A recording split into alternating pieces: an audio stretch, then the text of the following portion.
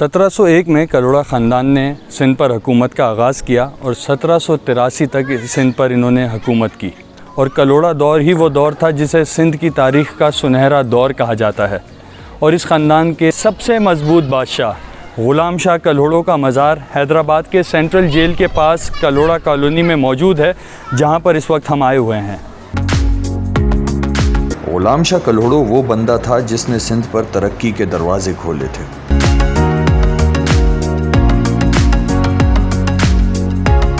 ग़ुलाम शाह कल्होड़ो ने सिंध पर तकरीबन 15 साल हुकूमत की। ये 15 साल सिंध के लिए बहुत लकी रहे। तो ये है मज़ार की एंट्रेंस। इसकी दीवारें बहुत ज़बरदस्त हैं।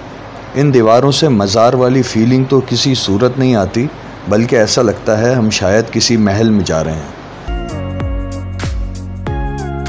मुझे मज़ार का ये वाला हिस्सा बहुत पसंद आया था।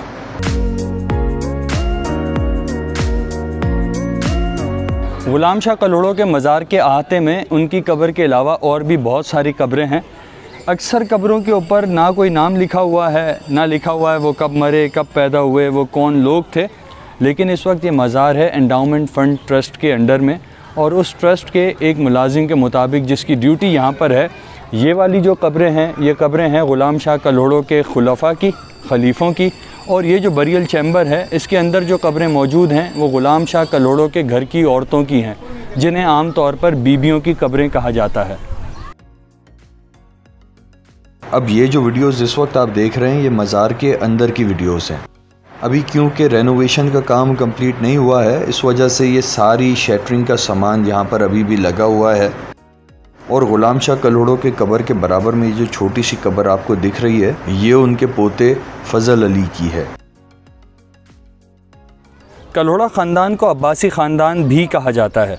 इसकी वजह यह है कि इनका शजरा नस्ब अब्बास बिन अब्दुल मुत्तलिब रज़ियल्लाहु अन्हु से मिलता है। इसी निस्बत से इन्हें अब्बासी कहा जाता है।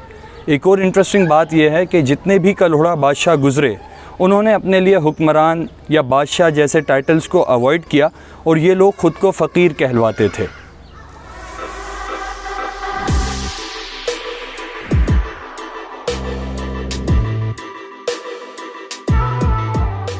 ग़ुलाम शाह कल्होड़ो के मज़ार को जो इस वक्त इसकी रेनोवेशन कर रहा है, उस इदारे का नाम है एंडाउमेंट फ़ंड ट्रस्ट।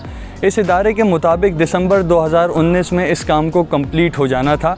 ये काम 2015 में शुरू हुआ था, लेकिन कोरोना और साथ में फ़ंड्स की कमी, इन दोनों चीज़ों के कॉम्बिनेशंस की वजह से ये काम अभी तक मुकम्मल नहीं हो सका और इस मज़ार की रेनोवेशन का काम अभी भी जारी है।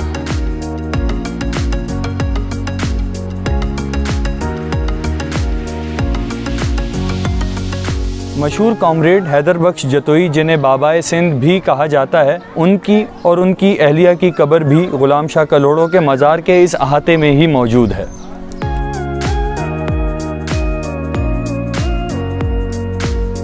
ग़ुलाम शाह कल्होड़ो के बारे में कहा जाता है कि ये शाह अब्दुल लतीफ़ भिटाई की दुआ से पैदा हुए थे। और एक और मज़े की बात यह है कि ग़ुलाम शाह कल्होड़ो को सिंध का शाहजहाँ भी कहा जाता है।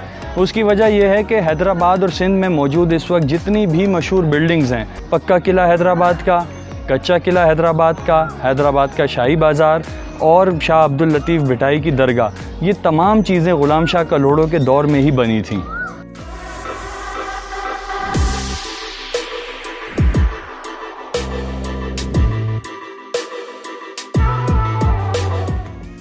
ये सबसे इंटरेस्टिंग चीज़ इसके दरवाजे का लॉक है। दरवाजे का लॉक इस तरह खुलता है और अगर इसको बंद करना हो तो वापस ये इस तरह से बंद होता है। बहुत ज़माने में